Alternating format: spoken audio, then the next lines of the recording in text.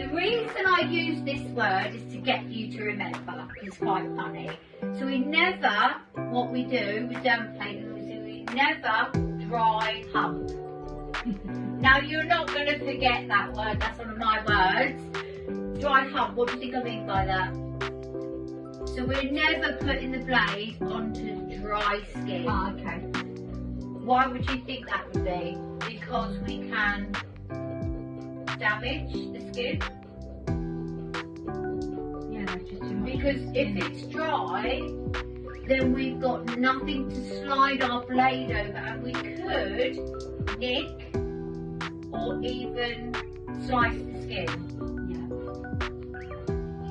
So never dry hump. Okay. And you can do this by applying light serums, even a light moisturiser, or even a gel. Right. So you'd always apply whatever stage you do your dermaplaning for your facial. You'd always, it's normally at the beginning because we get rid of all that first. So how the facial should be structured is you do your clean and cleanse, then you prepare the skin with either a serum, and we'll talk more in detail serums because we have target serums for target zones and target skin types. So you'd either use a serum, or you would use a gel, or you could even use a light moisturiser. Now, because that's one of my crazy words, you're never going to forget that now because you're going to think dry hump. Yeah. So you're always going to remember that. Alright? Yeah.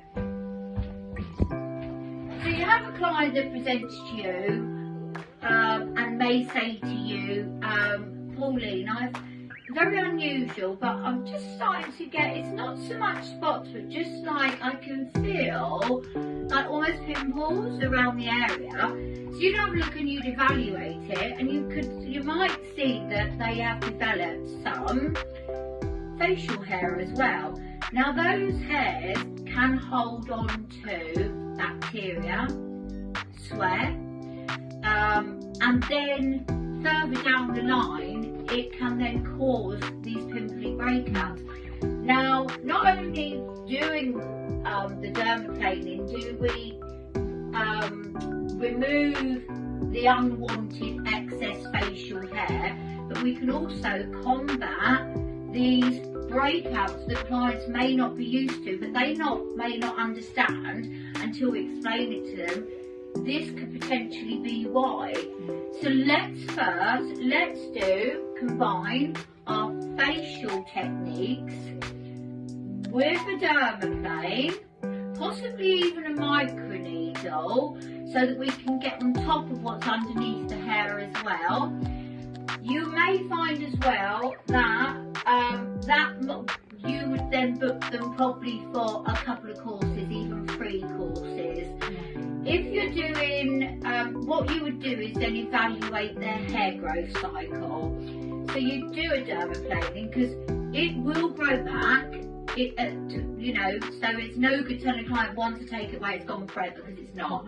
And once you do start, until we explain it to them, this could potentially be why.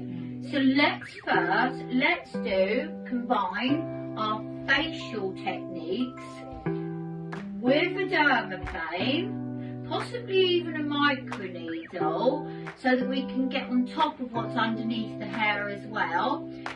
You may find as well that you would then book them probably for a couple of courses, even 3 courses.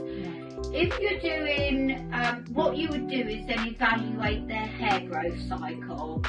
So you do a dermaplaning because it will grow back. So it's no good telling a client once to take it away, it's gone forever, because it's not. And once you do start dermaplaning, hopefully with the finish that you give to a client, you'll find they'll say, yeah, I'll definitely come back and I don't want that back, because it will grow back. But you can reduce that by implementing future courses of things like a dermaplaning with a microneedling if they're pimple prone. So these procedures are all ongoing, but it's about understanding the client's needs, explaining it to them to reach their expectations for the look that really they would want year round. And that's why combining the dermaplane and the microneedling. So the dermaplaning, like we've discussed, we will be removing peach fuzz to a lesser or greater degree. Facial hair can come on clients sort of soft to actually quite like pronounced strong hairs, and they can be in varying colour from very fair to quite dark. To a lesser greater degree, age of client, genetics, hormonal, menopausal or adolescence, we've discussed all of those. Predominantly our target zones are the jawline, top lip, chin, temple area. Contraindications, active acne, infections, cold sore, keloid scarring, haemophilia and warts. So we're going to be using today the disposable one-time use hand tools, not to be used on the bridge of the nose or inside, it's quite a long word, the orbicularis oculi, which is obviously around your eye, okay? So I know you want to take a photo of that, and then we'll go on to the next bit.